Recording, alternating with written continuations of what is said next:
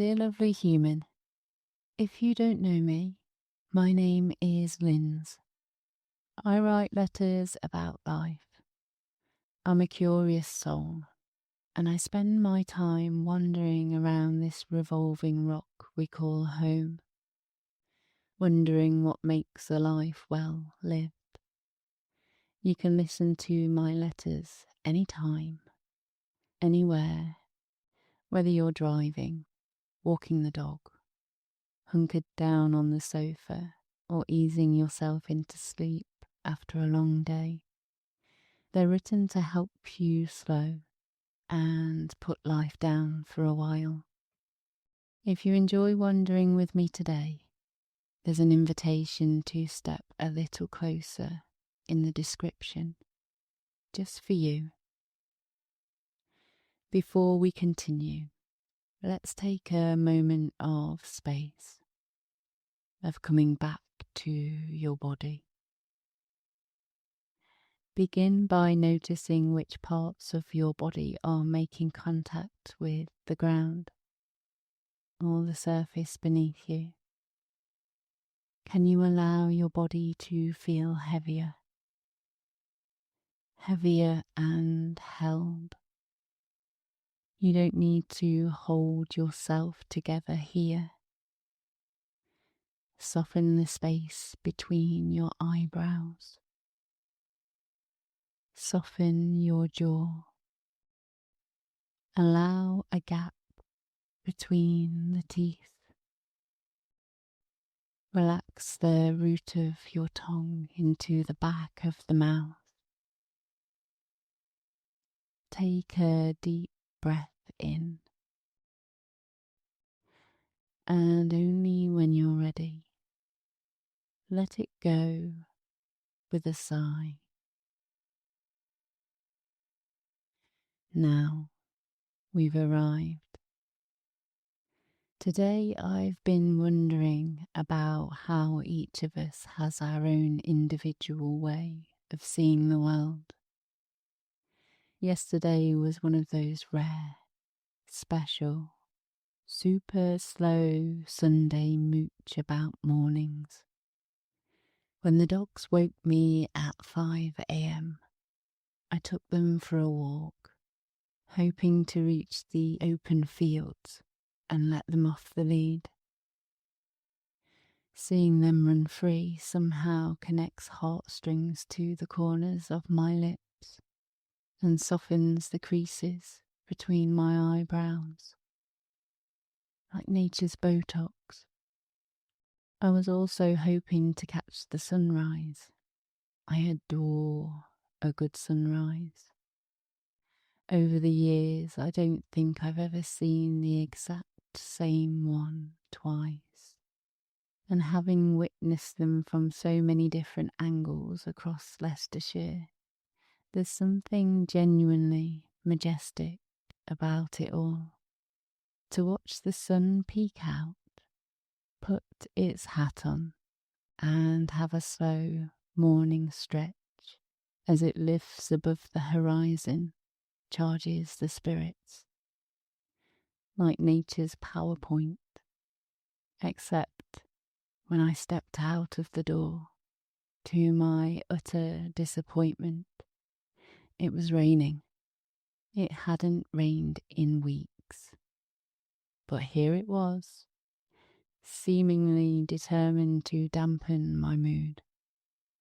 Instead of the fields, I opted for a quick, uninspired trudge around the block. I didn't feel like bathing soggy, muddy, dirty dogs today. Head down, hoodie pulled up, hauling Mr. and Missy away from dripping wet hedges, heading home before we'd even really started. I didn't even bother to engage my brain enough to look above the hedgerows, let alone check if the sun was bothering to get up. Maybe, after the recent heat wave, the sun just wanted to stay in its PJs and enjoy a lazy, slow Sunday 2. After toweling off the dogs, I bundled myself back into bed, coffee in hand, dogs banned until they dried off properly, curtains clamped firmly closed, and the bedside lamp held more comfort than the half-baked effort of the sun. Perhaps it's conditioning, or a uniquely British thing. We so easily let the rain dictate our miserable day. Or perhaps I just wanted an excuse to keep the world at bay for an extra hour. I don't usually write on a Sunday. I tend to use the time to discover and learn and get curious. So, propped up against the pillows, I spent a while reading, while Mr. and Missy scratching and snaffling at the door made it quite clear they weren't happy with the current bedroom ban. To drown out their protests, I flicked open my laptop. I love a good coincidence. The first video on my feed was an interview with Ocean Vuong, a fine specimen of a poet and writer, and an equally fine human being. He spoke of individualizing our experience in writing, creating metaphors and words that the world had never witnessed before. And he mentioned a war writer who described the sun not as a beacon or a light, but as a beheaded head rolling through the sky. Can you imagine that, lovely human?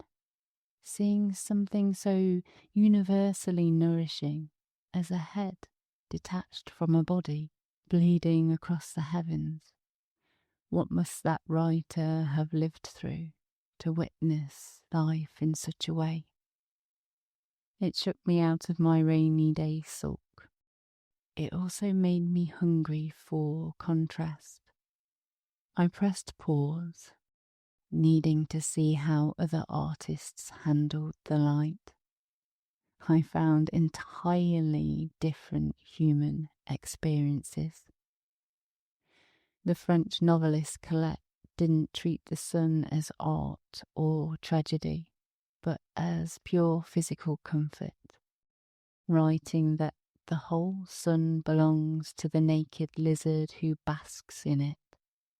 She saw it with her body, not just her head. The simple grounding joy of baked earth and warm skin. Then there was Mary Oliver, who asks if there was anywhere a word billowing enough for the pleasure that fills you as the sun reaches out, as it warms you as you stand there empty-handed. To her, the sunrise was a daily, unearned gift, a red flower streaming upwards on heavenly oils. Pablo Picasso famously flipped the painter's role on its head, saying some painters transform the sun into a yellow spot, while others transform a yellow spot into the sun. For him, the sun wasn't just something to look at. It was a spark of agency, a refusal to see the world as flat. And Jack Kerouac saw it with restless, bruised sensuality on his travels, describing a sun, the colour of pressed grapes, slashed with burgundy red. Creative juices got the better of me. I wanted to write as Ocean suggested. How do I, as a human, see a sunrise? I sometimes question the way I write, the working class human I am. I can never find words that feel poetic enough. I could learn, I guess, but that then changes the fundamental reason for my writing in the first place. I write like we're having a coffee and a chat together. If I went all Shakespeare on you, you'd be pulling the police over for their drugs testing kits. I imagined as many sunrises as I could, trying to put into one sentence the entirety of my experience with each and every sunrise, and hoping to be philosophically clever at the same time. I realise the internal weather of our life shapes our external view, like choosing a different pair of sunglasses on any given day. This grump I had about the drizzle this morning acted more like sunglasses-shaped blackout blinds. On an anxious day, the sun can look like a flashlight, clicking madly on and off at great speed. It feels intrusive, a glaring reminder of time ticking away while your chest tightens. On a lonely morning, it can feel distant, cold, like it's turned its back and decided to shine its light on the happy families out walking their dry dogs, or the groups of friends laughing and joking together, and the sickening couples that like to snog and hold hands in public while you stare from a dark window.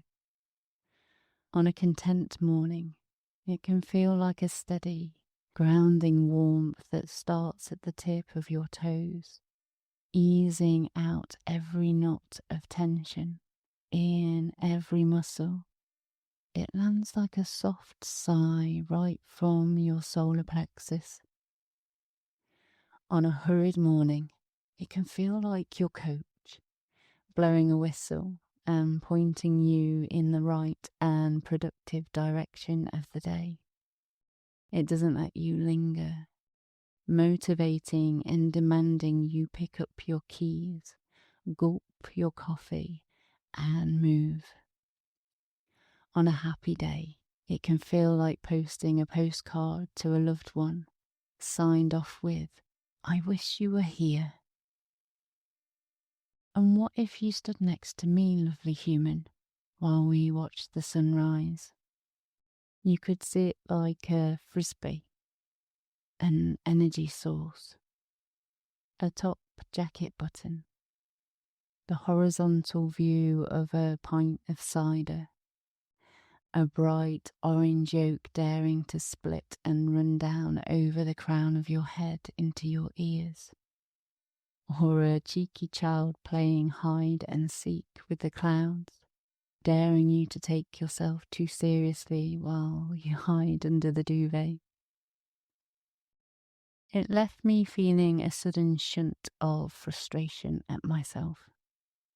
Here I was, tucked under the duvet, with the curtains tightly drawn, brooding over a bit of rain. I say I've never seen the exact same sunrise twice, while this morning I didn't even bother to look. A distinct case of post-Sundance party FOMO, annoyed I'd missed this morning's RSVP.